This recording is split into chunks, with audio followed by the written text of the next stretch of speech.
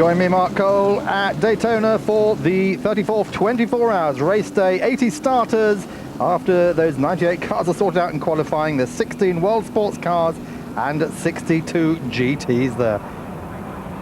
So Ferrari's on the front row of the grid.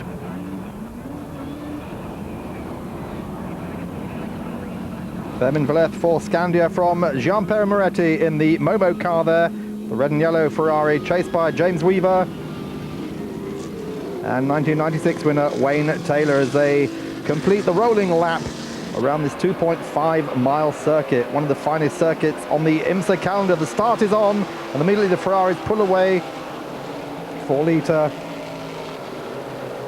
V12 engines based on the Formula One engine, immediately powering the $1 million 333 SPs off the Speedway Tri-Oval onto the infield section.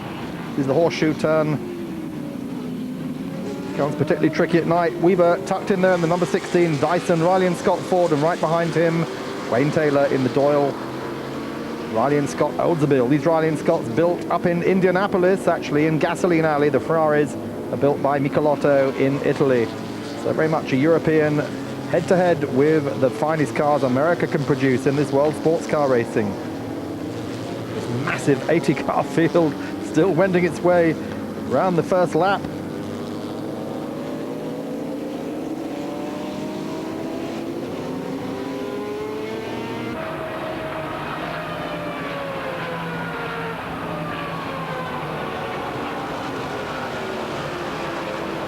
There's still this great battle going on, the Ferrari and the two Riley and Scott, the Ford and the Oldsmobile then behind them. Come the rest of the RNSs. There's also some Spices in there, also the Hawks. But most people now plumping for the Riley and Scott chassis. It's become the American chassis to have there. Kudzu Mazda, and this battle going on between Viper and Lister. They're fighting out for the top GT honours, chased by the Porsche Brigade. There they go onto the 18-degree banking, where the NASCAR Tri-Oval takes them back onto the track. Well, there in the 98 car is 96 GTS2 champion Larry Schumacher. Yes, it's that name again, in the middle of the GT pack. That's the red car there. And there is BMW versus Porsche for the atmospheric GTS3 honours. But the Scandia Ferrari still leading with Fermin Valleth, the Spanish driver who took pole position in '94. He was also the IMSA champion in 1995, driving the Ferrari. Out front, but the battle is hotting up.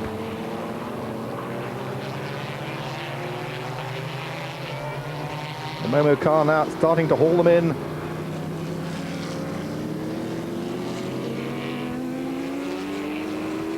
More Mazdas all around the field here, and there's the Lister. It's gone ahead in GTS1. You just saw a flash of the Lister there going through. It's gone ahead of the Chrysler Viper, or Dodge Viper as they like to call it here in Florida.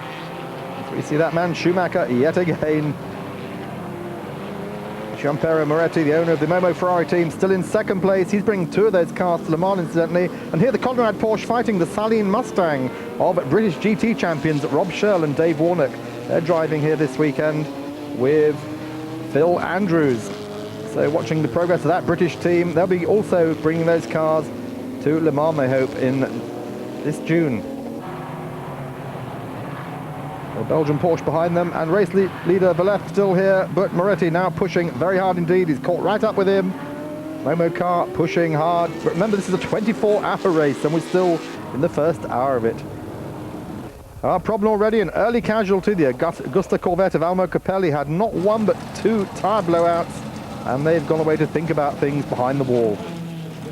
Here comes the Dyson pit stop, number 16 car, which is being shared by Andy Wallace, James Weaver, Jim Payson, Robert Dyson. Now second behind Momo Ferrari, because there's been problems, as you'll hear in a moment, for the Scandia Ferrari, which was leading after the first pit stops. The Chevrolet Hawk comes in. This is Nissan's 1994 winner Johnny O'Connell at the wheel. Refueling and tyre changes. But out on the track, big problems. The number 50 Porsche of the Belgian crew crashes heavily. They're in all sorts of problems there out in the horseshoe.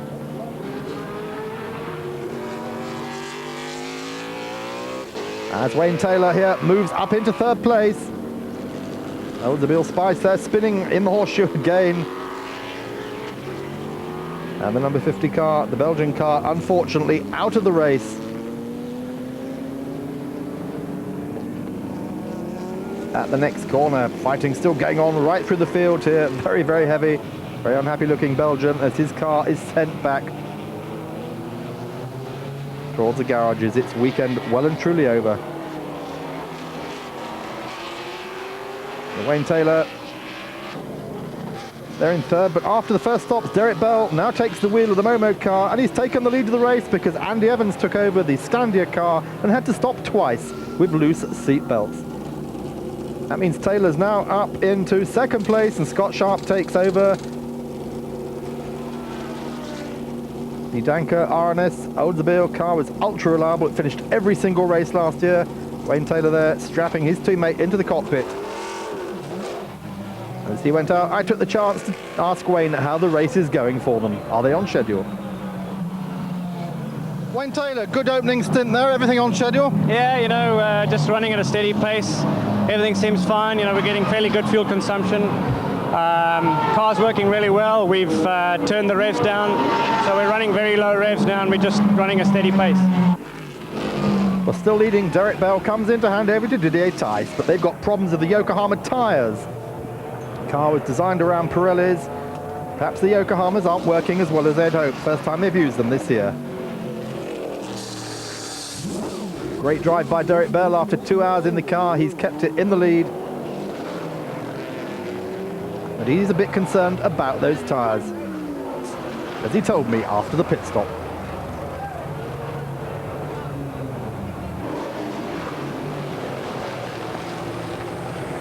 Yeah, the tyres were vibrating, and we have had a bit of a problem with blistering straight away with new tyres, so I was a bit worried. And I didn't want to blow a tyre and lose the car, so I came in to see they're blistered those. Well, evening coming very quickly, comes about 6 o'clock at Daytona, and the Ferraris eventually get hauled in by the Dyson RNS Ford of Weaver and Wallace. These two English drivers, really the star turn at this year's Daytona 24 Hours.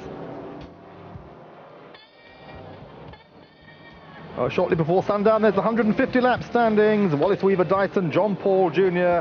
leading the two Ferraris with the Edouard Dibos factory RNS Oldsmobile 4th and Taylor in 5th place. And Lister still leading Viper in GT as the sun goes down. Everyone preparing for the longest racing night of the year, 13 hours of winter darkness. Soon after that, the leading number 16 car loses its engine when Weaver's aboard. Wallace, Weaver and Dyson change into the 6th place, number 20. Dyson RNS Ford. Lister goes on to lose the GT lead with gearbox failure. The team has to change it, and the Viper takes the GT lead. Then the Viper loses its gearbox, and it's the GT2 Rook Porsche of Ralph Kellner's Claudia Hurtgen, Andre Arler and Patrice Gusslard who take the overall GT lead. It's the car that took Le Mans and 6 BPR GT2 class victories last year. More accidents in the night.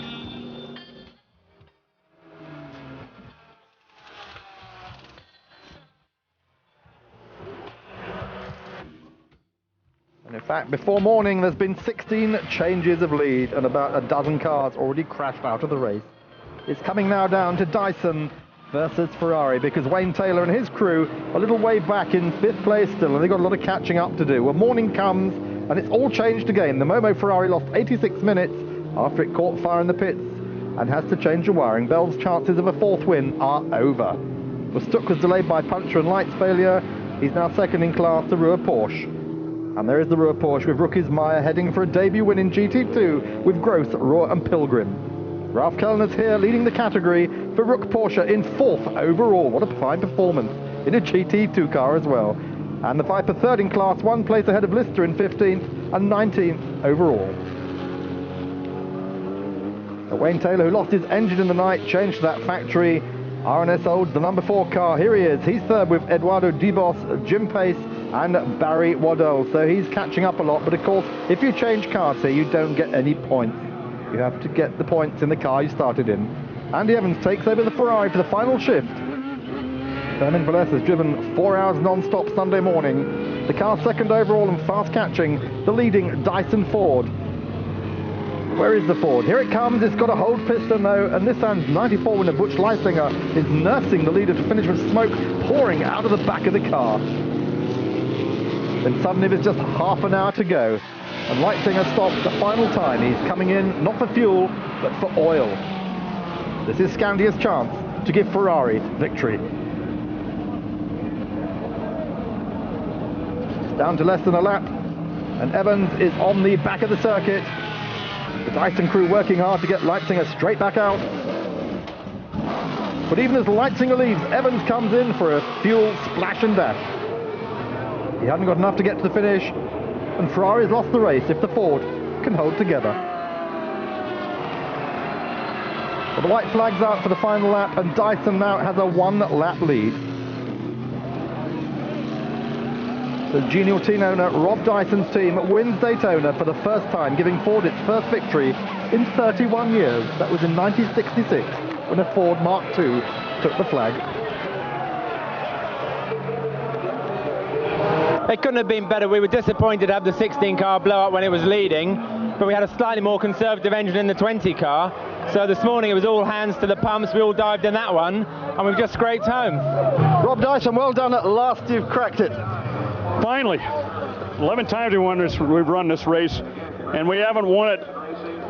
And boy, I'll tell you, the guys, we really worked it pretty hard. And wins like this don't come very often. Let me tell you, it's fabulous. Rob, it must be Ford's first win since 1966. That's right, it is. And we're hopeful that they're appreciative of it. Well, Andy Wallace, let's have a look at your car. Here it is. Well done. Yeah, look at it. It's destroyed. I'm just so happy right now. The team did a fantastic job. It's on its last legs, but it did it. Well done. Go and join them. So a second win for Andy Wallace, who won here for Toyota in 1990. And of course, he's also won Le Mans and Sebring. Well, in the winner's circle, not 4 but 7 drivers for the winning car after all the musical chairs during the night. And Andy Wallace misses out on his second Rolex. Not enough to go around. Now, we took the chance to talk to the overall GT winners and of course GT2 category, Ralph Kelleners and Claudia Hurtgen. Thanks for sticking around, you guys. Ja, muss natürlich sagen, wir hatten Ralph Kelleners, the coming man in Porsche racing, said we had a lot of luck, which lasted for 24 hours. The great thing was everyone drove together for the first time. There was a super crew.